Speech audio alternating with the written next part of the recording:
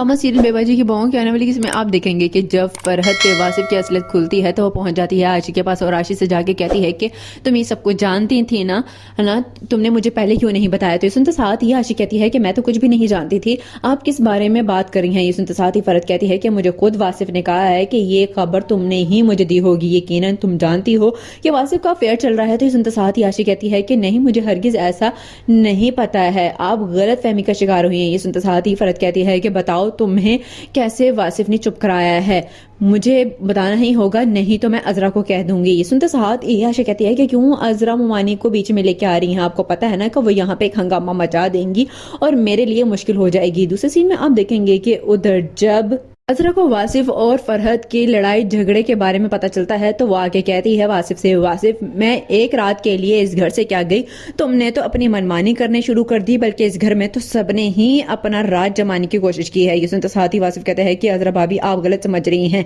आप नहीं जानती हैं कि मैं सिर्फ और सिर्फ उसके एहसानों के तले दबा हुआ हूँ। ये सुनते साथ ही अजरा कहती है कि बस मैं कुछ नहीं जानती हूँ, अब मैं खुद जाऊंगी उस चुड़ैल के पास और जाके उसे पूछूंगी कि आखिर क्यों दोबारा से हाथ धो के पड़ गई है मेरे देवर के पीछे। ये सुनते साथ ही वासिफ कहते हैं कि ऐसा हरगिज ना करिएगा, आप गुस्से में हैं, देखें अगर आपने ऐसा किया तो मेरी सारी की सारी रकम दोबारा भी डूब सकती है। ये सुनते साथ ही अजरा कहती है कि रकम डूब जाए लेकिन तुम्हारा और फरहत का रिश्ता नहीं डूबने दूंगी। लास्ट सीन में आप देखेंगे कि उधर जब जमाल सायरा से कहता है कि सायरा तुमने बहुत ही अच्छे तरीके से बुटीक संभाल ली है, मैं तो सोच रहा हूँ कि तुम्हें ही उस बुटीक का ओनर होना चाहिए। सुनते साथ ही सारा कहती है कि कैसी बातें कर रहे हैं आयशा, बोले अगर ये बात सुन ली ना आपकी बीवी ने तो यहाँ पे एक अलग ही वावेला मच जाएगा, पहले ही अम्मी मुझे बता रही थी जो उनके दिमाग में चल रहा है। सुनते साथ ही जमाल कहता है कि क्या कहना चाह रही हो सायरा, जरा खुल के कहो। तो सुनते साथ ही सारा कहती है कि मुझे कुछ भी नहीं कहना है, पूछना है तो जाके अपनी पुप्पो जान से ही पूछ लें।